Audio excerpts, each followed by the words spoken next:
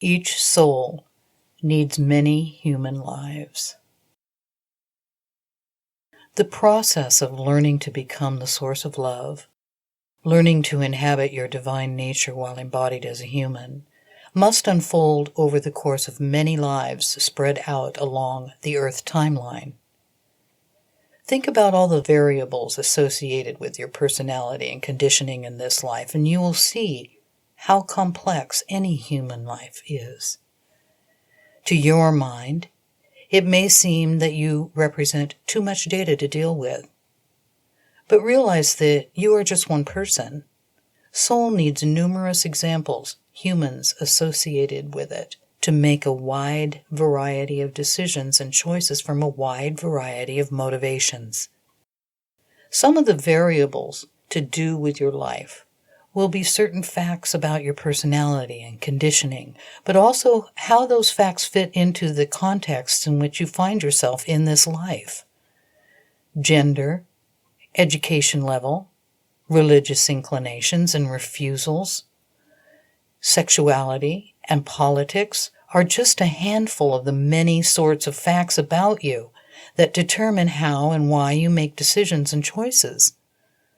All of these facts and more add up to create certain intellectual, cultural, emotional, filial, and other orientations within your consciousness that contribute to how and why you choose what you do. While you represent a vast variety of ideas, beliefs, and inclinations, being just one person means that your choices inform soul, but only as input from a single individual. Soul needs many people associated with it to go through the same exact process as you to learn to make decisions, but using different contextual variables such as gender, religious inclinations, sexuality, and others. Let us say that in one particular life, your skin tone puts you in the minority of the culture in which you find yourself. It might serve to seem to limit opportunity in that life. In another life associated with your soul, you have been trained to call them past lives, but from the soul's perspective, all of its lives are happening simultaneously. Soul knows no time. The very same skin color puts you in the majority, and you find many more opportunities for success or advancement than in the other life. The same is true of religion, ethnic identity, education level, politics, level of curiosity about life, and all other facts about your personality and conditioning. One very obvious sort of example that you, in your modern ways, will not think much of, making it a neutral fact about how a person is wired, is handedness. In your modern culture, those who are left-handed are not considered a minority worthy of persecution. But there are spots on the Earth timeline during which they most certainly are. This difference was feared, and those who displayed it were at times treated poorly because of it. You can likely accept in your own time that there is nothing wrong with being left-hand dominant. But in some times and places in Earth's history, it has been considered so.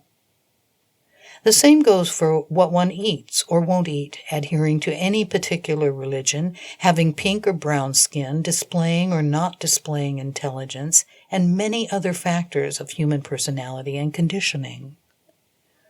Soul is outside time, observing how the totality of variables associated with each of its human lives, your life being one, contribute to the individual's decision-making processes and the ideas, beliefs, and emotions that follow the choices based on the large aggregate of variables that make each of the individuals unique.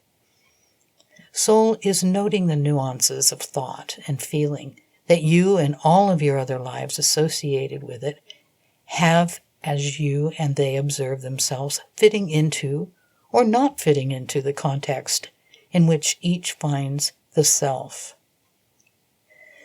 This picture can quickly get out of hand for your linear, logical mind. For now, I wish to impress upon you that as complex as your personality and multi-layered your conditioning about who you are in your given life, your soul requires observation of many such complex and multi-layered human selves in order to learn what it has set out to learn. Instead of making your life simply appear to be one of many, and therefore, perhaps, not that important, it instead means that your life is integral to the long-term process of learning that soul undergoes when it embodies as a human over the course of the Earth timeline. Your choices and decisions, informed as they are by all the things about you that are true, preferred, and perceived, are central to your own portion of divine consciousness to learn about itself through the manifestation experiment. You are one critical node on a vast network of selves that are each learning what your soul sets out for you to learn. As we continue with our explanations of these things, remember that you are a unique individual learning about exercising free will and ultimately learning to choose from love, and becoming the source of love is necessary to the process of the entire human game.